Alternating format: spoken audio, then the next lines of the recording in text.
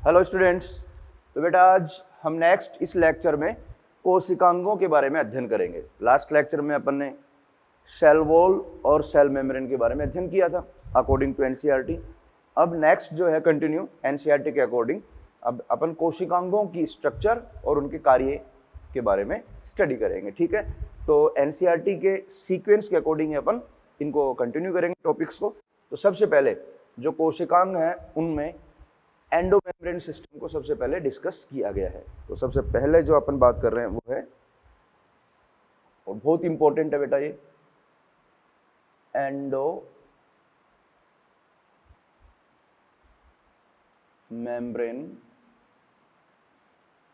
System.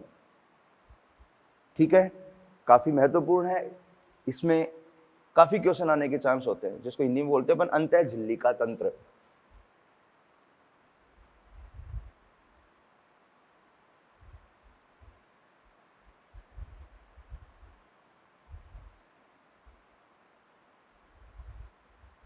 अंतः झिल्लिका तंत्र। ठीक है, तो थोड़ा सा कॉन्सेप्चुअल बातें भी उनको सुनते जाना, बाकी मैं सारे नोट डाउन करवा दूंगा। तो एंडोमेम्ब्रेन सिस्टम क्या होता है, अंतः झिल्लिका तंत्र क्या होता है, तो सुने बेटा। तो सबसे पहले अपन बात करते हैं जो यूकेरियोटिक सेल, उसमें आपने बात की थी बेटा, काफी सारे अनेक प्रकार के झिल्लीबद्ध कोशिकांग पाए जाते हैं। और जो झिल्लीबद्ध कोशिकांग होते हैं वो काफी सारे होते हैं जो एक दूसरे से कार्य में जुड़े। ठीक है बेटा, तो जो कोशिकांग हैं, कुछ कोशिकांग हैं जो आपस में कार्य में एक दूसरे से जुड़े होते हैं, तो उनको अपन अंतः झिल्लिका तंत्र के अंतर्गत रखते हैं। तो उनके जो एग्जाम्पल है पहले उनकी बात करेंगे कि किस प्रकार से वो कोऑर्डिनेशन मैनर में फंक्शन करते हैं और उनके कौन कौन से एग्जाम्पल हैं। तो एंडोमेम्ब्रेन सिस्टम के अंतर्गत अपन इन 4 कोशिकांगों को शामिल करते हैं। कौन कौन से हैं बेटा, नाम देखें इनका। एक तो है आपका ER, एंडोप्लाज्मिक रेटिकुलम। दूसरा है गोल्जी बॉडी, लाइसोसोम तथा वैक्यूल। ओके, तो ये जो 4 कोशिकांग हैं जो मैंने मेंशन किए हैं, ये अंतः झिल्लिका तंत्र के भाग हैं, क्योंकि इनके कार्य एक दूसरे से जुड़े होते हैं। बाकी को अपन इनमें शामिल नहीं करेंगे, केवल अंतः झिल्लिका तंत्र में इन 4 कोशिकांगों को अपन सम्मिलित करते हैं। और इनकी जो खास बातें हैं वो सुने बेटा। ये जो चारों कोशिकांग है, देखो यहाँ का कॉन्सेप्चुअल बातें यहीं से स्टार्ट हो गई हैं। ये चारों कोशिकांग जो है वो एकल झिल्लीबद्ध कोशिकांग है। ठीक है, ये सिंगल मेम्ब्रेनस सेल ऑर्गेनल है। ER, गोल्जी बॉडी, लाइसोसोम और वैक्यूल। इनके कार्य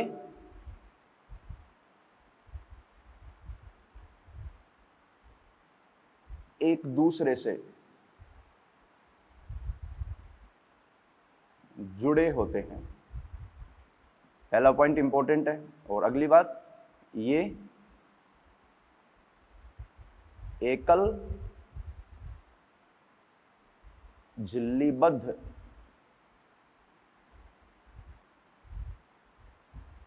कोशिकांग होते हैं। ये चारों जो है वो single membrane bound cell organelle है। ठीक है, तो ये तो बात होगी एंडोमेम्ब्रेन सिस्टम की। अब अपन बात करेंगे कि एंडोमेम्ब्रेन सिस्टम के जो कोशिकांग हैं उनकी एक एक की स्ट्रक्चर और उनकी जो संरचना है उनके बारे में अपन अध्ययन करेंगे। ठीक है, जिसमें डायग्राम भी आ जाएंगे और इनके फंक्शंस भी आ जाएंगे। और याद करो बेटा, मैंने जब यूकेरियोटिक सेल का डायग्राम बनाया था तो आपको बताया था ER का ओरिजिन कैसे होता है, केंद्र की बाह्य झिल्ली से, फिर उससे गोल्जी बॉडी बनती है, गोल्जी बॉडी से लाइसोसोम का निर्माण होता है तथा वैक्यूल्स निर्मित होती हैं। तो इनको अपन अब डिटेल में स्टडी करेंगे, सारे क्वेश्चन आंसर हो जाएंगे। तो ये तो हो गया आपका एंडोमेम्ब्रेन सिस्टम। इसके बाद में एक एक करके सारे कोशिकांगों को अपन यहाँ पर अध्ययन करेंगे। ठीक है, तो सबसे पहले अपन बात करेंगे किसकी, एंडोमेम्ब्रेन सिस्टम में ER की। तो अपना जो पहला जो टॉपिक है, जो पहला कोशिकांग है वो रहेगा एंडोप्लाज्मिक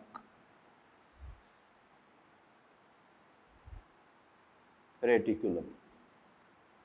ठीक है बेटा, हिंदी इंग्लिश दोनों में मेंशन कर दूंगा, अंतः प्रद्रवी जालिका।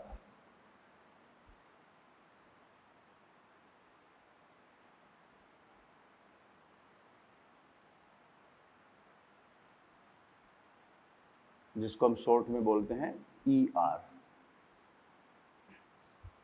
तो अंतःप्रद्रवी जालिका क्या होती है बेटा, इसके कुछ महत्वपूर्ण बिंदु क्या है, सारी बातें करेंगे। एक एक पॉइंट पे ध्यान देना बेटा, क्योंकि एनसीईआरटी में बहुत कम डिटेल दे रखी है, लेकिन क्वेश्चन थोड़े से ब्रॉड भी आ जाते हैं। तो सबसे पहला पॉइंट, खोज। इसकी खोज किसने की थी? तो खोज की गई थी बेटा पोर्टर के द्वारा। पोर्टर ने एंडोप्लाज्मिक रेटिकुलम की खोज की थी। एक्चुअल में हुआ क्या था, जो एंडोप्लाज्मिक रेटिकुलम है उसका नाम भी देखो अंतःप्रद्रवी जालिका कैसे पड़ा। तो पोर्टर ने जब अध्ययन किया तो उसने देखा कि यूकैरियोटिक कोशिका के अंदर एक झिल्लीबद्ध संरचना पाई जाती है। इलेक्ट्रॉन सूक्ष्मदर्शी के अध्ययन से पता चलता है कि यूकैरियोटिक कोशिकाओं के अंदर कोशिका द्रव्य में चपटे आपस में जुड़े थैली युक्त नलिकावत संरचनाएं, ये जैसे अपन बात करें बेटा, ये यूकैरियोटिक सेल है, इसके अंदर इस प्रकार की संरचनाएं देखने को मिलती हैं। ठीक है, तो इलेक्ट्रॉन माइक्रोस्कोप के द्वारा अध्ययन करने से उसको पता चला कि यूकैरियोटिक कोशिका के अंदर क्या पाया जाता है, कुछ चपटी आपस में जुड़ी हुई थैलीयुक्त छोटी नलिकावत जालिका तंत्र बिखरा होता है। ये देखो,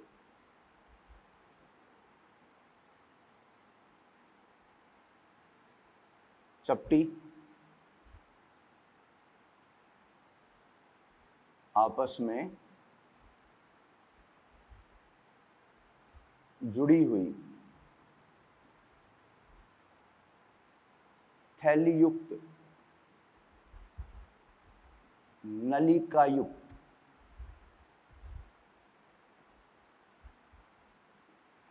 जालिका तंत्र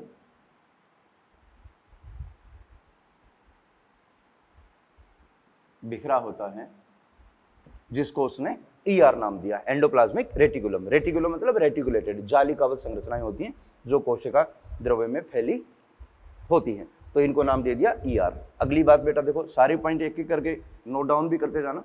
जो एंडोप्लाज्मिक रेटिकुलम है वो आपको पता है एंडोमेम्ब्रेन सिस्टम का भाग है, ये भी क्वेश्चन हो गया। ये है एंडोमेम्ब्रेन सिस्टम का भाग होती है। अगला पॉइंट, कुछ बातें मैं वैसे बोल दूंगा। ईआर जो होती है वो एंडोमेम्ब्रेन सिस्टम में जो 4 कोशिकांग, उसमें सबसे बड़ा कोशिकांग यही है। एंडोमेम्ब्रेन सिस्टम का सबसे बड़ा भाग कौन होता है? ईआर। ठीक है, अगला पॉइंट, ईआर जो है बेटा सिंपल है, ये ईआर एकल झिल्लीबद्ध कोशिकांग होता है, सिंगल मेम्ब्रेन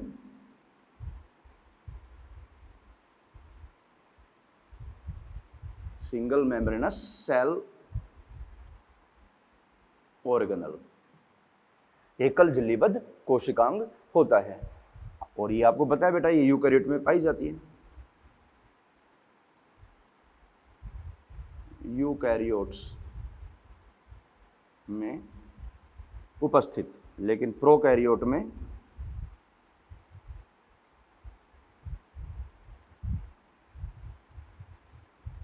अनुपस्थित। और ये सिंपल बात है बेटा, ये बार बार ये पॉइंट्स लिखने की कोई आवश्यकता नहीं है। आपको पता है प्रोकैरियोट में केवल कोशिकांग के रूप में राइबोसोम पाया जाता है, इसके अलावा उसमें कोई कोशिकांग नहीं होता। तो सिंपल है, हर कोशिकांग में आपको लिखना पड़ेगा कि ये यूकैरियोट में उपस्थित, प्रोकैरियोट में अनुपस्थित। तो सिंपल सी बात है, प्रोकैरियोट में राइबोसोम के अलावा कोई कोशिकांग नहीं होता है। लेकिन अपवाद है, यूकैरियोट में उपस्थित होती है, यूकैरियोटिक कोशिकाओं में ईआर पाई जाती है। लेकिन आप जानते हो बेटा, जो अपनी परिपक्व आरबीसी होती है, परिपक्व आरबीसी तथा फ्लोएम की सालनी नलिका, इनमें ईआर अनुपस्थित होती है। और ये भी फंडामेंटल कॉन्सेप्ट है, इसको भी बिल्कुल याद रखना। परिपक्व आरबीसी और सालनी नलिका, जो शीट ट्यूब होती है फ्लोएम की, उनमें कोशिकांग नहीं होते हैं, बस ये फंडा याद रखना। ठीक है, ये कुछ बात हो गई। इसके अलावा फिर अगली बात करते हैं, जो ईआर होती है बेटा, अगला पॉइंट इंपॉर्टेंट है। ईआर, ईआर कोशिका में देखो बेटा जालिकावत रूप से फैली होती है, इसलिए इसको अपन कोशिका का एंडोसाइटोस्केलेटन भी बोल देते हैं। ये अंतःकंकाल का निर्माण भी करती है।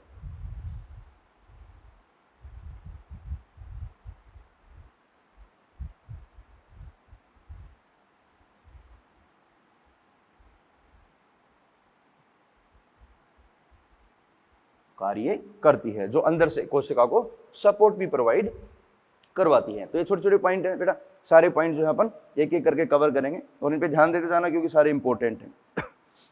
जो एंडोप्लाज्मिक रेटिकुलम होती है, अगला पॉइंट देखो बेटा, ईआर। जो ईआर है आपको याद रखना, ईआर जो है वो केंद्रक से ओरिजिनेट होती है। किससे ओरिजिनेट होगी? केंद्रक से, ठीक है।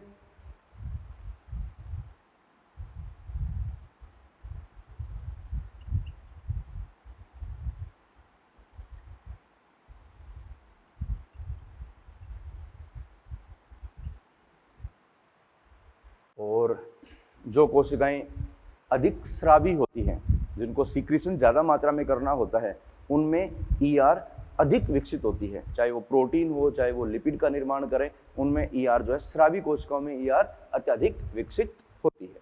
ठीक है बेटा, अब ये तो हो गए कुछ इंपॉर्टेंट पॉइंट्स। इसके अलावा अपन ईआर की थोड़ी स्ट्रक्चर पे चलेंगे बेटा। पहले ईआर कैसे बनती है, फिर उसकी स्ट्रक्चर जो है उसके ऊपर थोड़ा सा फोकस करेंगे। तो चलो बात करते हैं।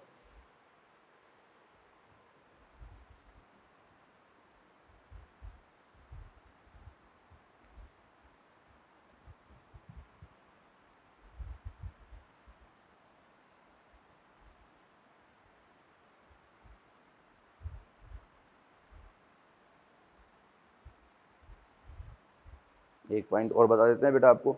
जो एंडोप्लाज्मिक रेटिकुलम होती है वो अंतःकोशिकीय अवकाश को दो सुस्पष्ट कक्षकों में बांटती है, जिसको अपन ल्यूमेन के अंदर और ल्यूमेन के बाहर दो भाग बोलते हैं। देखो ये ईआर दिख रही है बेटा, ये अंदर कौन है? साइटोप्लाज्म, अंतःकोशिकीय अवकाश, इंट्रासेलुलर स्पेस, उसको दो भागों में बांटेगी। एक तो हो गया इस ईआर के अंदर का स्थान ल्यूमेन के अंदर, और एक हो गया ये बाहर। तो अपन बोल सकते हैं जो इंट्रासेलुलर स्पेस है, इंट्रासेलुलर स्पेस, अंतरकोशिकीय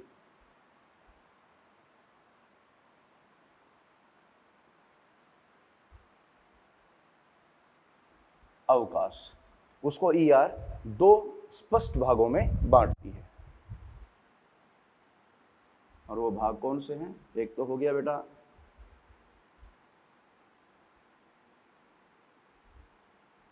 इंट्रा ल्यूमिनल, और ये हो गया बेटा एक्स्ट्रा ल्यूमिनल। ऐसे समझे बेटा, ये ईआर है, अभी डायग्राम बनाएंगे। ये ईआर, ठीक है। ईआर के अंदर ये ल्यूमेन होता है, तो इसको अपन ल्यूमेन के अंदर वाला भाग बोलेंगे, ल्यूमेन के बाहर वाला। तो ये तो हो गया ल्यूमेन के अंदर, और ये वाला भाग, ये ल्यूमेन के अंदर वाला भाग ये हो गया, और ये ल्यूमेन के बाहर। ठीक है, तो दो सुस्पष्ट कक्षों में बांटती है। अब बात करते हैं बेटा इसकी स्ट्रक्चर की। तो जो ईआर है उसकी जो संरचना है उसके ऊपर थोड़ा ध्यान देना बेटा, इंपॉर्टेंट है। किस प्रकार से इसकी स्ट्रक्चर को अपन एक्सप्लेन करेंगे। देखो तो ईआर का निर्माण कैसे होता है पहले अपन वो समझेंगे। ये देखो बेटा, ये आपका है न्यूक्लियस, केंद्रक। याद करो मैंने पहले भी डिस्कस किया था, केंद्रक की दो झिल्लियां हैं। ये तो आउटर न्यूक्लियर मेम्ब्रेन है, और ये बेटा इनर न्यूक्लियर मेम्ब्रेन। तो जो आउटर न्यूक्लियर मेम्ब्रेन है उसमें होता है बेटा वलन। इसके वलन से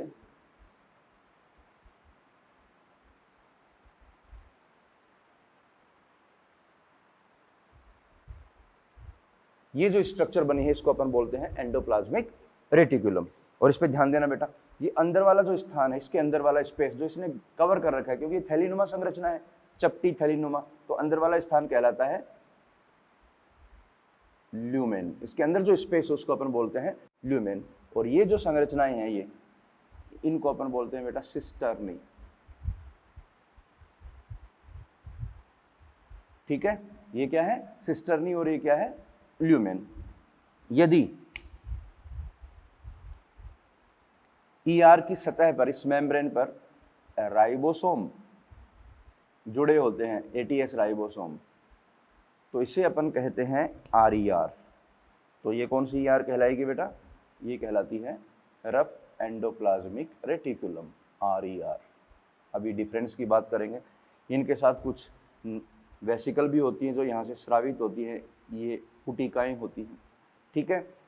और इसी RER से बनती है बेटा SER। तो SER क्या होती है, बहुत ध्यान से सुनना। ये जो सिस्टर्नी है, इनसे कुछ भाग यहाँ से मुक्त हो जाते हैं, रिलीज हो जाते हैं, अलग हो जाते हैं, और ये नलिका के रूप में, इस तरह से नलिका के रूप में ये अलग हो जाते हैं। इसको अपन बोलते हैं SER। तो SER जो है वो विशिष्ट रूप से किसकी बनी होती है, इसमें वेसिकल भी होंगी। तो इसमें कौन है, ये ट्यूब्यूल्स हैं ये, और ये हैं पुटिकाएं, वेसिकल्स। तो अपन बोल सकते हैं जो ER है, एंडोप्लाज्मिक रेटिकुलम है, उसमें 3 भाग होते हैं, सिस्टर्नी,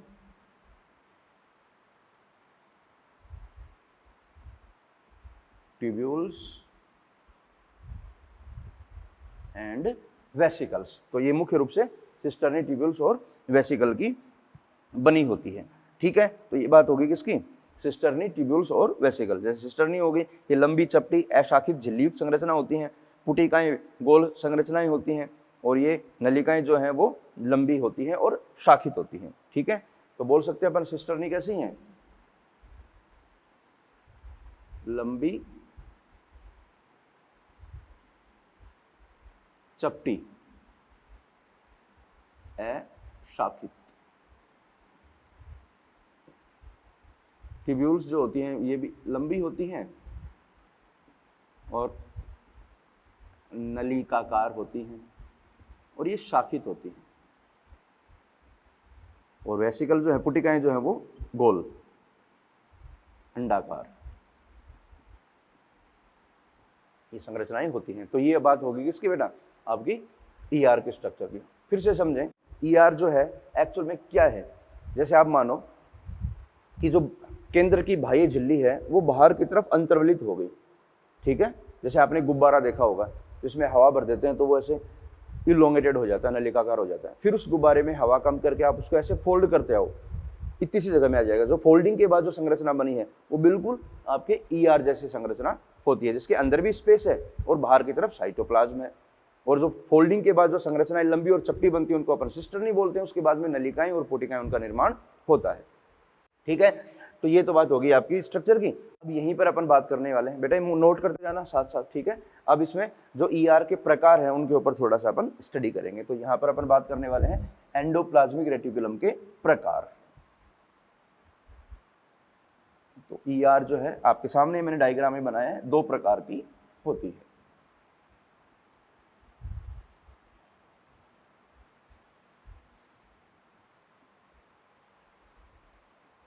ER के प्रकार, टाइप। तो ER कितने प्रकार की होगी बेटा, 2 प्रकार की। एक तो होती है RER और दूसरी है SER। इन दोनों में अपन अंतर की बात करेंगे, बहुत इंपॉर्टेंट है, ठीक है। RER और SER। RER कहलाती है rough endoplasmic reticulum, rough ER, खुरदरी ER, और ये कहलाती है बेटा स्मूथ, चिकनी ER। कारण समझते जाना। जो RER होती है बेटा, इसकी मेम्ब्रेन पर राइबोसोम उपस्थित होते हैं। तो अपन बोल सकते हैं ATS राइबोसोम उपस्थित, लेकिन यहाँ पर ATS राइबोसोम अनुपस्थित होते हैं। इसकी सतह पर राइबोसोम नहीं पाए जाते, तो ये स्मूथ होती है। और ये राइबोसोम की उपस्थिति के कारण क्या होगी बेटा, ये रफ हो गई। अगला पॉइंट, जो RER होती है बेटा, ये किससे बनती है, केंद्र की बाह्य झिल्ली से, और ये मुख्य रूप से बनी होती है। तो अपन बोल सकते हैं यह है सिस्टर्नी तथा वेसिकल से बनी होती है मुख्य रूप से। और जो SER है वो ट्यूब्यूल्स तथा वेसिकल से बनी होती है। आर जो है वो एस की तुलना में अधिक स्थायी होती है, अपन ये बोल सकते हैं अधिक स्थायी, और जो एस होती है वो कम स्थायी होती है। आर का निर्माण होता है बेटा आउटर न्यूक्लियर मेम्ब्रेन से, आउटर न्यूक्लियर मेम्ब्रेन से आर बनती है। देखो डायग्राम में बनाया, आउटर न्यूक्लियर मेम्ब्रेन के वलन से आर का निर्माण होता है, और जो एस है वो आर से बनती है। अपन ऐसे बोल दें आर से एस का निर्माण होता है। ठीक है बेटा, अब बात करते हैं कुछ फंक्शंस की। तो जो इंपॉर्टेंट है आर के कार्य की बात करें तो बेटा जो आर है उसका जो मेन फंक्शन है, देखो यहाँ मैं लिख रहा हूँ फंक्शन, वो होता है प्रोटीन संश्लेषण तथा श्रावण। ठीक है, यहाँ देखो राइबोसोम है, राइबोसोम प्रोटीन का निर्माण करते हैं और प्रोटीन का निर्माण होने के बाद प्रोटीन ल्यूमेन में जाती है और यहाँ से वो स्रावित की जाती है। तो प्रोटीन संश्लेषण और श्रावण इसका मेन फंक्शन होता है। लेकिन जो एस है उसके फंक्शन की बात करें तो बेटा यहाँ देखो कुछ फंक्शन वेरिएबल है, अनेक फंक्शन में भाग लेती है। जैसे जो एस है, ये एस ये लिपिड निर्माण तथा श्रावण में सहायक होती है। लिपिड का निर्माण कौन करती है बेटा एस और प्रोटीन का निर्माण कहाँ होता है आर में। अगला फंक्शन, जैसे अगर एनिमल सेल की बात करें तो कोलेस्टेरॉल का निर्माण भी किसमें होता है एस में। एनिमल सेल में, प्लांट में तो होता नहीं है कोलेस्ट्रॉल, तो एनिमल सेल की बात हो जाएगी। ठीक है, इसके अलावा ये जो एस होती है बेटा ये ग्लाइकोजन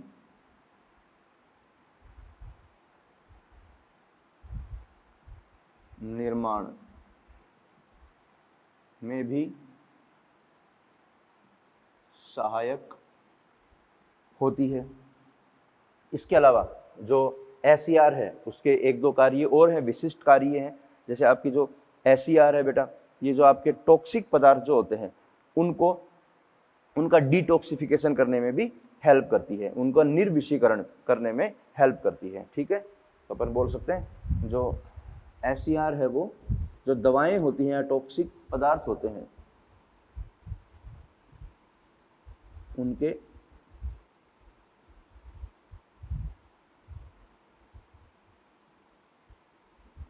निर्विषीकरण में सहायक। क्योंकि जो एस है उसकी मेम्ब्रेन में एक एंजाइम पाया जाता है जिसको बोलते हैं P450 साइटोक्रोम, जो दवाओं के निर्विषीकरण में सहायक होता है। ब्रैकेट में लिख रहा हूँ P450 साइटोक्रोम, जो जैसे आपके टॉक्सिन है, अपन जो एंटीबायोटिक्स वगैरह लेते हैं, दवाएं लेते हैं, या कोई भी टॉक्सिक पदार्थ जैसे अल्कोहल चला गया तो उनका डिटॉक्सिफिकेशन कौन करेगी एस करेगी।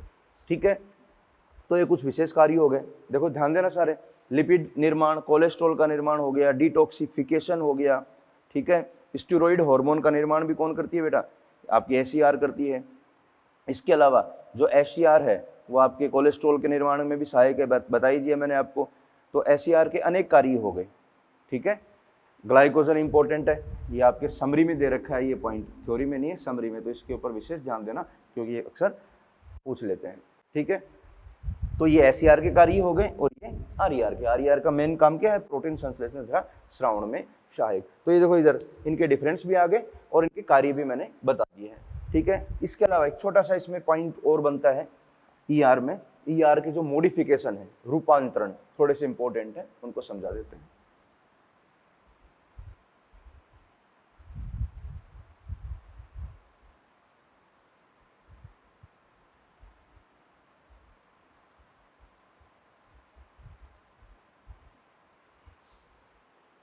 मॉडिफिकेशन ऑफ ईआर, अंतःप्रद्रवी जालिका के रूपांतरण।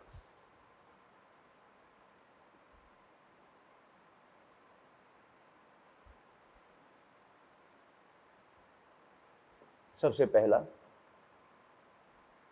Sarcoplasmic reticulum. इंपॉर्टेंट है बेटा समझना, आपने जूलॉजी में पढ़ा भी होगा। सार्कोप्लाज्मिक रेटिकुलम ये SER का रूपांतरण होती है। किसका? SER का रूपांतरण, बस इतना याद रखना है। मसल्स वगैरह में पाई जाती है और ये कैल्शियम को संचित करती है। अपन कह सकते हैं मसल कॉन्ट्रैक्शन में सहायक होती है।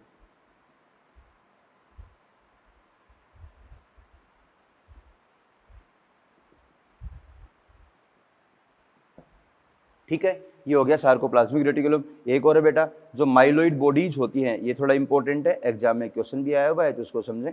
माइलोइड बॉडीज,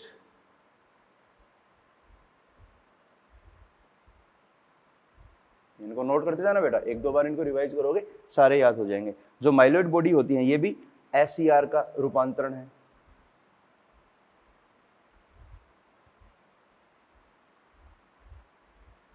SER का रूपांतरण। और जो माइलोइड बॉडीज होती हैं बेटा, आप जानते हो रेटिना के वर्णकी उपकला कोशिकाओं में उपस्थित होती है, रेटिना में पाई जाती हैं और ये वर्णक स्थानांतरण का कार्य करती है।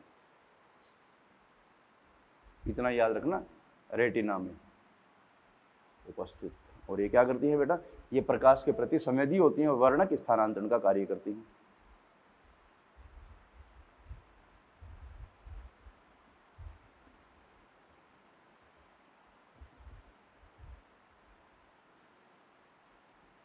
सहायक होती हैं। ठीक है, इंपॉर्टेंट जो जितने भी इंपॉर्टेंट है वो सारे बता रहा हूँ बेटा। इसके अलावा आपने सुना होगा बेटा जो RER है उसके भी कुछ रूपांतरण है, जैसे नीजल्स ग्रेन्यूल, आप जूलॉजी में वैसे भी पढ़ोगे। नीजल्स जो बॉडीज होती हैं वो RER का रूपांतरण कहलाती हैं, जो बड़ी इंपॉर्टेंट होती हैं, जो नर्व सेल में पाई जाती हैं। ठीक है बेटा, तो ये बातें हो गई आपकी किसकी? ER की, और इनके कुछ रूपांतरण की। चलो बता ही देते हैं आपको। ये नीजल्स ग्रेन्यूल्स ये RER का रूपांतरण है।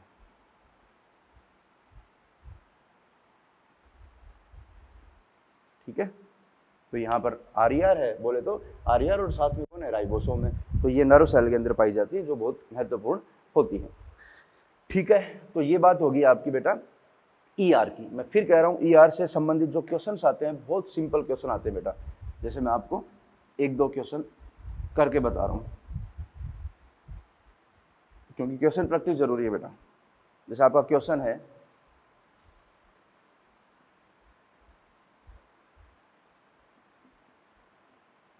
प्रोटीन संश्लेषण का मुख्य स्थल होता है। पहला ऑप्शन है ER, दूसरा ऑप्शन है गोल्जी बॉडी, तीसरा ऑप्शन है लाइसोसोम और चौथा ऑप्शन है वैक्यूल। इस तरह का क्वेश्चन पूछेगा बेटा, और बहुत सिंपल होते हैं। तो प्रोटीन संश्लेषण का मुख्य स्थल कौन होता है बेटा? सीधा सा आंसर जाएगा ER। ठीक है, यहाँ देखो SER RER नहीं है, ER, तो ER में दोनों कंसिडर कर लोगे आप। ER में RER भी तो हो सकती है, तो आंसर क्या हो जाएगा? ER। अगर यहाँ क्वेश्चन होता कि लिपिड संश्लेषण का मुख्य स्थल, तो भी आंसर क्या होता है बेटा? ER। अगर ऑप्शन में RER और SER अलग अलग दे रखे हैं तो फिर आपको बाई फॉरगेट करना पड़ेगा। लिपिड संश्लेषण का मुख्य स्थल होता है तो आंसर जाएगा SER। प्रोटीन संश्लेषण का मुख्य स्थल होता है, आंसर जाएगा RER। ठीक है बेटा, इजीली कर लोगे आप, क्योंकि इनके फंक्शन से ज्यादा क्वेश्चन आते हैं। जितने भी सेल ऑर्गेनल हैं उनके जो कार्य हैं उनसे क्वेश्चन काफी सारे वो पूछेगा। ठीक है, तो ये बात होगी अपनी किसकी? ER की। तो यहाँ पर ER कंप्लीट होती है बेटा। ER में जो महत्वपूर्ण थे वो सारे मैंने बता दिए बेटा। ठीक है, जो भी इंपॉर्टेंट है आपकी NCERT में जो पॉइंट्स हैं वो सारे आप रीड करोगे। ठीक है, तो बेटा अब ER कंप्लीट, इसके बाद में अपन स्टार्ट करेंगे गोल्जी बॉडी। जो अगला एंडोमेम्ब्रेन सिस्टम का भाग है वो कौन है? Golgi body. तो अगला जो आपका टॉपिक है वो है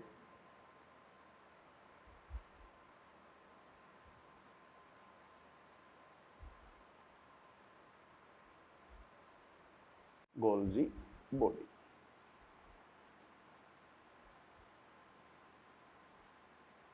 गोल्जी काय, जिसको अनेक नामों से जाना जाता है बेटा, कोई खास इंपॉर्टेंट नहीं है, फिर भी सुन लो। इसको अपन गोल्जी कॉम्प्लेक्स भी बोल देते हैं, या गोल्जी उपकरण भी बोल देते हैं, एपरेटस। गोल्जी बॉडी को बेकर्स बॉडी भी बोलते हैं।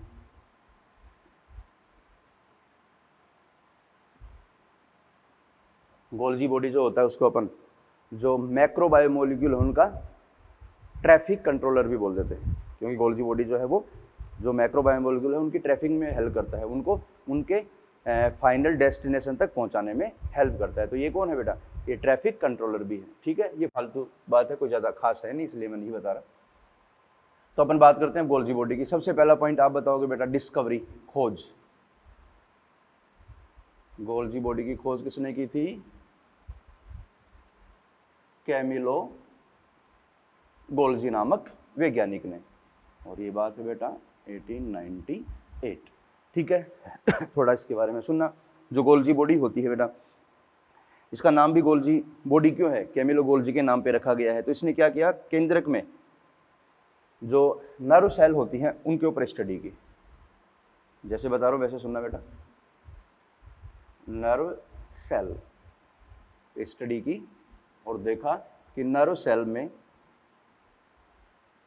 केंद्रक के पास गहरी रंजित, मतलब उसने अभिरंजन करवाया तो पता लगा केंद्र के आसपास क्या थी? घनी रंजित जालिकावत संरचनाएं, जालिकावत संरचनाएं उपस्थित थी, और उन्हीं को उसने अपने नाम पर क्या नाम दिया? गोल्जी काय, गोल्जी बॉडी।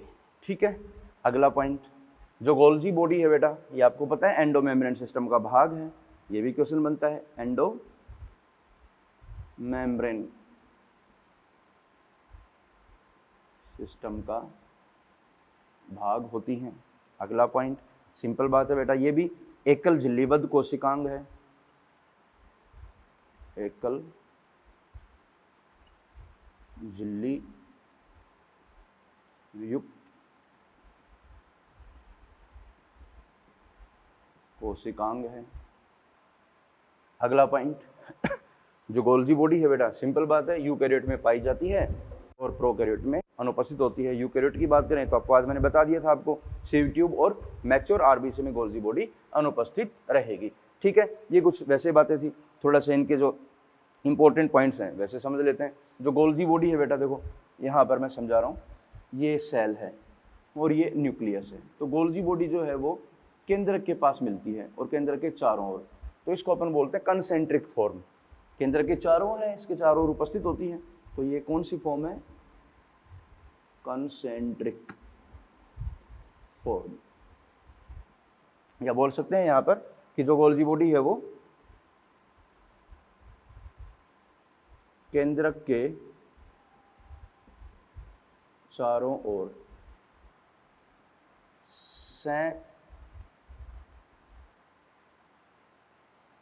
केंद्रित रूप से पाई जाती हैं। ठीक है, एक पॉइंट और है बेटा, जो गोल्जी बॉडी है उनके आसपास जो कोशिका द्रव्य का भाग होता है उसमें कोशिकांग अनुपस्थित होते हैं। गोल्जी बॉडी, जैसे ये गोल्जी बॉडी में डायग्राम बनाऊंगा मैं, इस तरह गोल्जी बॉडी, इसके आसपास जो कोशिका द्रव्य है उसमें कोशिकांग अनुपस्थित होते हैं। तो उस भाग को अपन बोलते हैं जोन ऑफ एक्सक्लूजन। ये वाला जोन, इसको अपन बोलते हैं जोन ऑफ एक्सक्लूजन। वैसे बता दिया, कोशिकांग रहित भाग जो गोल्जी बॉडी के चारों ओर पाया जाता है उसको बोलते हैं जोन ऑफ एक्सक्लूजन। ऐसे दुनिया भर के स्टेटमेंट है बेटा, बहुत कुछ अपन ऐड कर सकते हैं, लेकिन मैं मानता हूं कि आप वही पॉइंट पे ज़्यादा ध्यान देना चाहिए जो एग्जाम ओरिएंटेड है और जो एनसीईआरटी में है, क्योंकि फालतू बातें कम आती हैं और काम की बातें ज़्यादा फालतू पढ़ोगे तो काम की बातें जो है वो लैप्स होने लग जाती हैं। लेकिन मैंने थोड़ा थोड़ा हल्का हल्का बता दिया, कभी इधर उधर कोई क्वेश्चन देखने को मिले। जोन ऑफ एक्सक्लूजन किससे रिलेटेड है, इतना याद रखना आपको, किससे? गोल्जी बॉडी से रिलेटेड होता है। ठीक है। अब अगली बात, गोल्जी बॉडी का निर्माण किससे होता है बेटा? सिंपल सी बात है, RER से। RER से गोल्जी बॉडी विकसित होती है। ठीक है, तो ये गोल्जी बॉडी के कुछ पॉइंट हैं। अब बात करेंगे अपन गोल्जी बॉडी की जो स्ट्रक्चर है कि किस प्रकार से गोल्जी बॉडी जो है वो बनी होती है। एक पॉइंट और मेंशन कर सकते हैं बेटा यहाँ पर, प्लांट में, पादपों में, प्लांट्स में जो गोल्जी बॉडी है बेटा उसको डिक्टियोसोम के नाम से जानते हैं। प्लांट्स में गोल्जी बॉडी डिक्टियोसोम कहलाती है। इंपॉर्टेंट है ये, प्लांट्स में गोल्जी बॉडी को क्या बोलते हैं अपन? डिक्टियोसोम।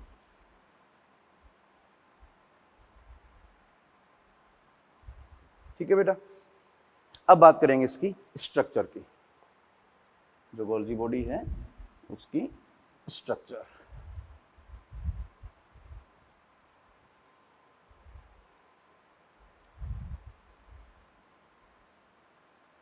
गोल्जी बॉडी की संरचना। तो अभी देखो मैंने बताया था गोल्जी बॉडी जैसे ER है, इस तरह से इसकी कुछ स्ट्रक्चर होती है। अपन बोल सकते हैं बहुत सारी चपटी डिस्क आकार की थैली या कुंड से मिलकर बनी होती है। यह अनेक चपटी या डिस्क आकार की थैली,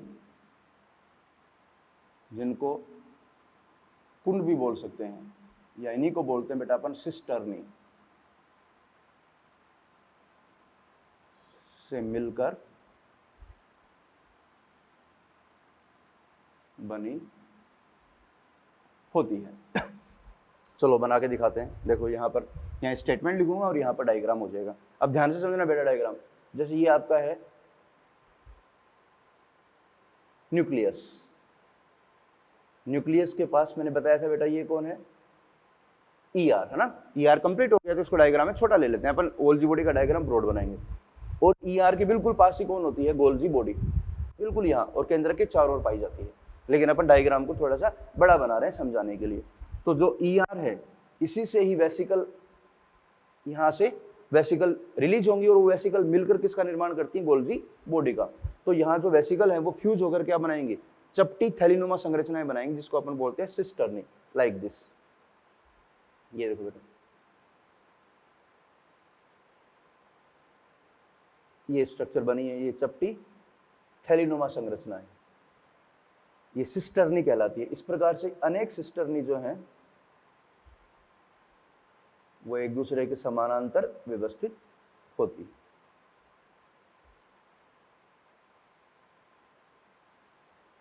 ठीक है, तो ये जो स्ट्रक्चर मैंने बनाई है बेटा, ये है सिस्टर्नी। और ये वेसिकल कहाँ से आई बेटा? ER से। और ये वेसिकल यहाँ के फ्यूज हो जाती है, देखो यहाँ, और इनके फ्यूजन से सिस्टर्नी बनती है। इस प्रकार से ये आगे की ओर इसका निर्माण होता जाता है। और फिर यहाँ पर भी इसके पास भी जो वेसिकल्स हैं वो यहाँ से रिलीज भी होती हैं, तो अपन बोल सकते हैं यहाँ से वेसिकल भी रिलीज होती है। तो जो सिस्टर्नी है वो क्या है? चपटी थैलीनुमा संरचना जो एक दूसरे के समानांतर व्यवस्थित होती है। तो पहले मैं सिस्टर्नी की बात कर लेता हूँ। तो यहाँ देखो अपन पॉइंट्स लिख सकते हैं। जो सिस्टर्नी है वो अनेक होती है, जो एक दूसरे के समानांतर ढेर के रूप में मिलती हैं। ठीक है, और जालिका का निर्माण करती हैं। ये रहा सिस्टर्नी, अनेक सिस्टर्नी है जो समानांतर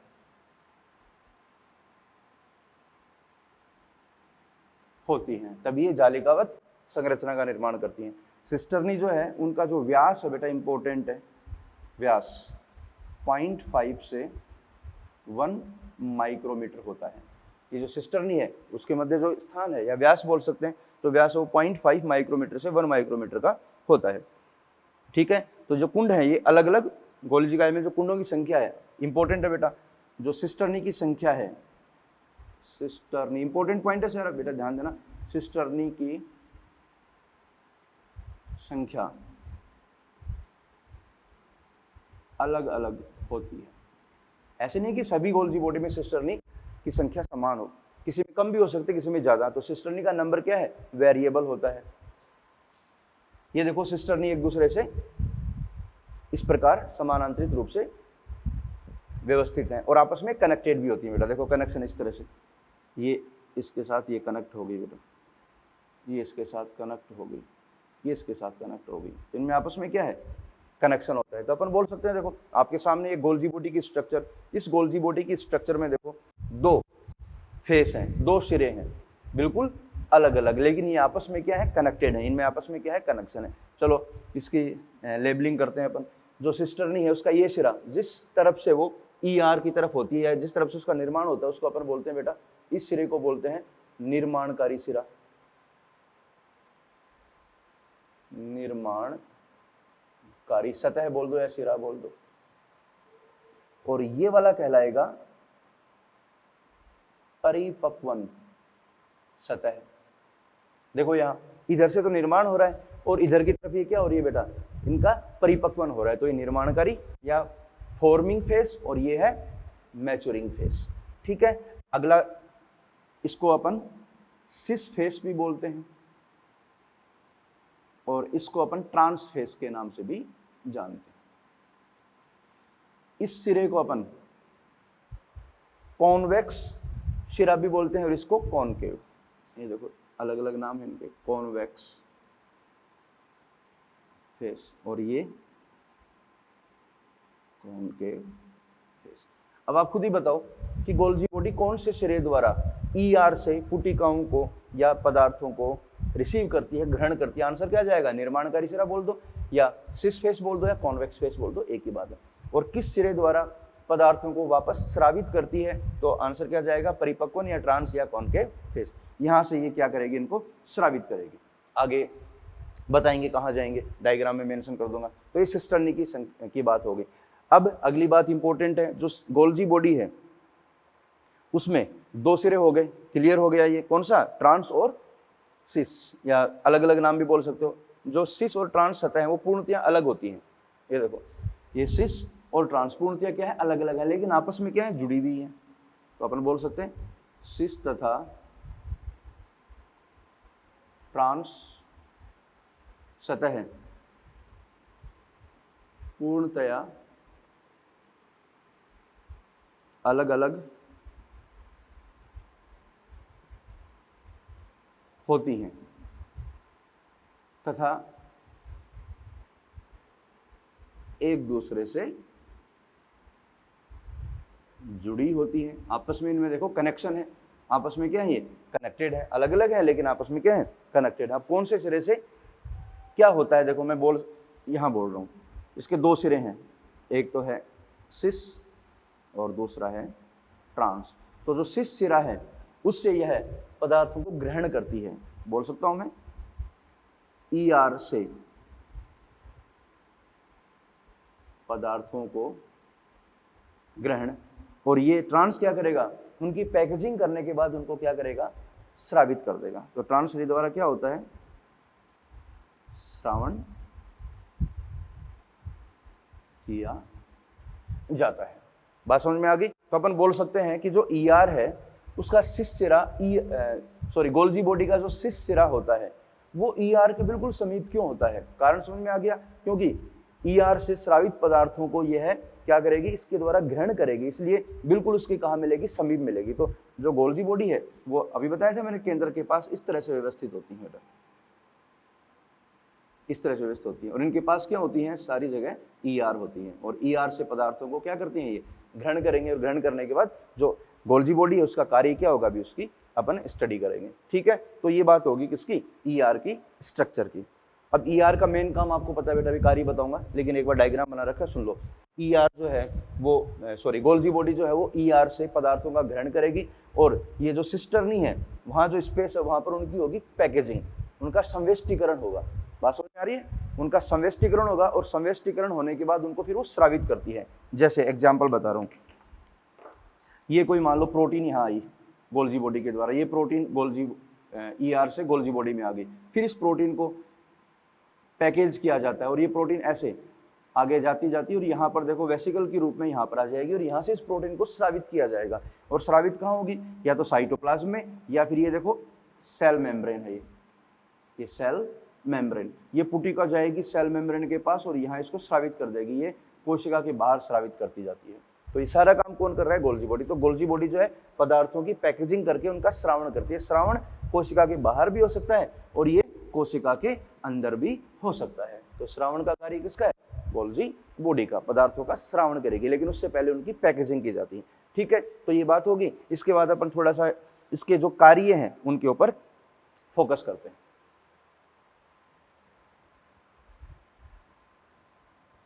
इंपॉर्टेंट है फंक्शन।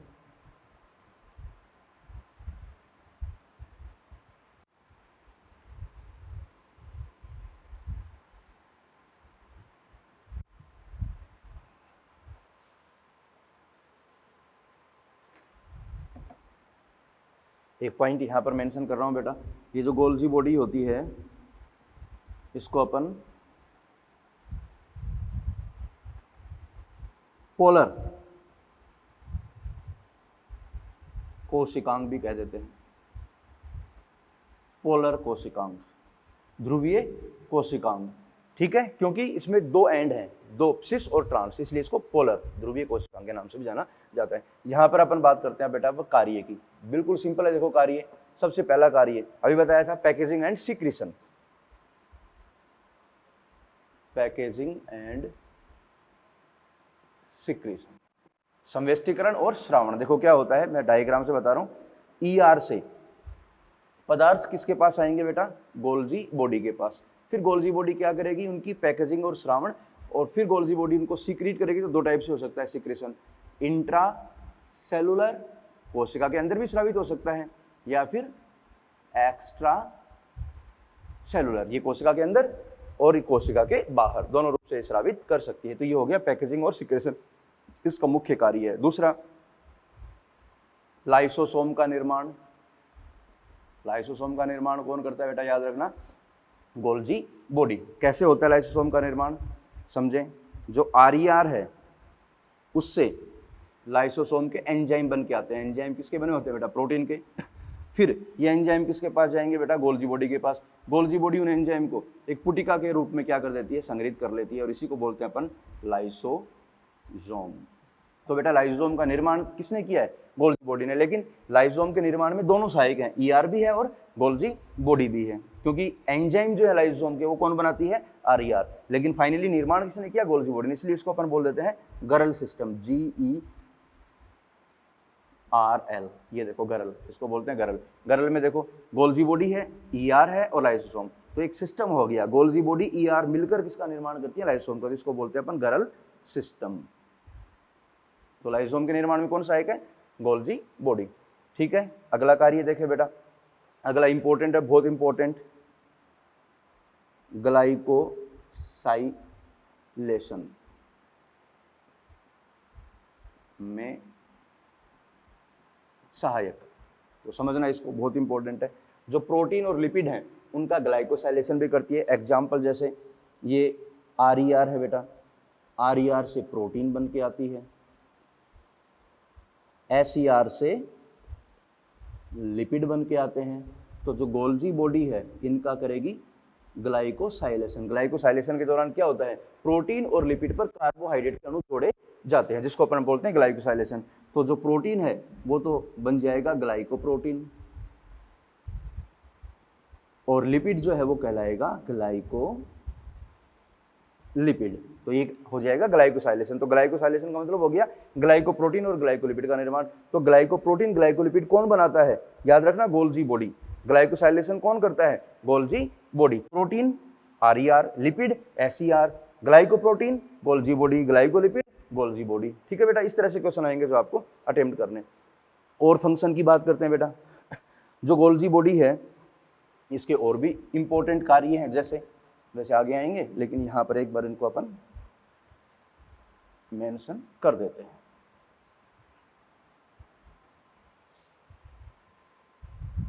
गोल्जी बॉडी जो है बेटा मेम्ब्रेन ट्रांसफॉर्मेशन में भी सहायक होती है। मेम्ब्रेन का निर्माण होता है, मेम्ब्रेन ट्रांसफॉर्मेशन। जैसे समझ लो यहाँ से जो ER है, यहाँ से पुटिकाएं आएंगी, गोल्जी बॉडी क्या करेगी, उन पुटिकाओं को झिल्ली के पास भेजेगी। झिल्ली के पास जैसे ही वो पुटिकाएं जाके फ्यूज होंगी तो मेम्ब्रेन जो है चारों तरफ से अपना सरफेस एरिया क्या करेगी, बढ़ाएगी। इसको बोलते हैं मेम्ब्रेन ट्रांसफॉर्मेशन। तो उसमें गोल्जी बॉडी सहायक है। अगला देखो बेटा, सेल वॉल निर्माण में भी सहायक होती है। सेल वॉल निर्माण में किसका काम है, गोल्जी बॉडी का। जैसे आपका सेल वॉल की बात करें तो गोल्जी बॉडी जो है मिडिल लेमिला बनाती है, मिडिल लेमिला का निर्माण। गोल्जी बॉडी जो है वो कैल्शियम पैक्टेट का निर्माण करती है जिससे मिडिल लेमिला बनती है। इसके अलावा जो सेलुलोज वगैरह है या इसमें जो घटक पाए जाते हैं वो भी किससे, गोल्जी बॉडी से निर्मित होते हैं, जो अपन साइटोकाइनेसिस में बात करेंगे। गोल्जी बॉडी कोशिका भित्ति निर्माण में बेटा। तो ये इसके बाद देखो गोल्जी बॉडी के और भी कार्य हैं, बोल सकते हैं अपन साइटोकाइनेसिस में हेल्प करती है या कोशिका भित्ति निर्माण में हेल्प करती है। इसके अलावा गोल्जी बॉडी जो है वो एक्रोसोम का निर्माण करती है। किसका, एक्रोसोम।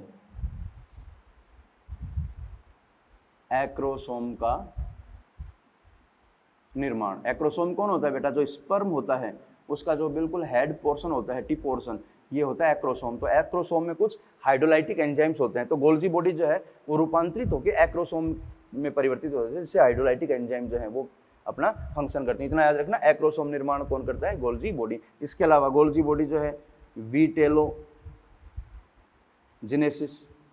में भी सहायक होती है। विटेलोजेनेसिस जानते बेटा आप, जूलॉजी में पढ़ोगे, यौक निर्माण, पित्त निर्माण में भी गोल्जी बॉडी का रोल होता है। तो ये महत्वपूर्ण कार्य थे किसके, गोल्जी बॉडी के। जो इंपॉर्टेंट है, जो एनसीईआरटी में दिए हैं बेटा, वो सारे याद रखने हैं। पैकेजिंग, सिक्रीशन, लाइसोसोम का निर्माण, ग्लाइकोसाइलेशन, जो काफी बार पूछे गए हैं। ठीक है, तो ये बात कर ली अपन ने गोल्जी बॉडी की। अब गोल्जी बॉडी के बाद अगला जो कोशिकांग है वो बेटा है आपका लाइसोसोम। मैं फिर कह रहा हूँ बेटा, बिल्कुल आराम से इनको समझें। ठीक है, बहुत इजी है और इनके फंक्शंस पे ज़्यादा फोकस करें। ऐसा नहीं कि आप बहुत ज़्यादा पढ़ लो, ये भी पढ़ लें, ये गाइड में दे रखा है, गोल्जी बॉडी बहुत डिटेल में है। जितना ज़्यादा अगर आप पढ़ गए तो वो इन्फॉर्मेशन आपको परेशान करेंगे। तो बिल्कुल एग्जाम ओरिएंटेड बिल्कुल चीज़ें, एनसीईआरटी की चीज़ें टिप्स में होनी चाहिए बेटा। अगर आपको टॉप करना है ना तो एनसीईआरटी ही कवर करनी पड़ेगी। एनसीईआरटी की सारी बातें आपको क्लियर करनी पड़ेंगी। और आपने अगर ज़्यादा पढ़ना स्टार्ट कर दिया तो ठीक है, नॉलेज इंक्रीज हो जाएगी, लेकिन वहाँ रैंक जो है वो लो हो जाएगी। ज़्यादा का मतलब फालतू बातें। इसलिए काम की बातों पे फोकस करो। रिवीजन क्यों करते हैं अपन, रिवीजन में क्या होता है, जो काम की चीज़ें वही रिवाइज करते हैं। तो आप इतना फालतू पढ़ चुके हो और रिवाइज करोगे तो वो परेशान करेगा। इसलिए मेरा मानना है कि बहुत ही ब्रीफली आपको स्टडी करनी है। ठीक है, एनसीईआरटी से रिलेटेड आप कोई भी बात कर सकते हो, थोड़ा वाइड जा सकते हो, लेकिन फालतू स्टेटमेंट में नहीं जाना। ठीक है, तो कल अपन कवर करेंगे आपका लाइसोसोम और वैक्यूल। ठीक है, तो इसको अपन एनसीईआरटी को ऐसे कंटिन्यू लेके चल रहे हैं। तो आप थोड़ा इनको रिवाइज करके आना और अगले टॉपिक को भी थोड़ा देख के आना। ठीक है, ओके, ऑल द बेस्ट।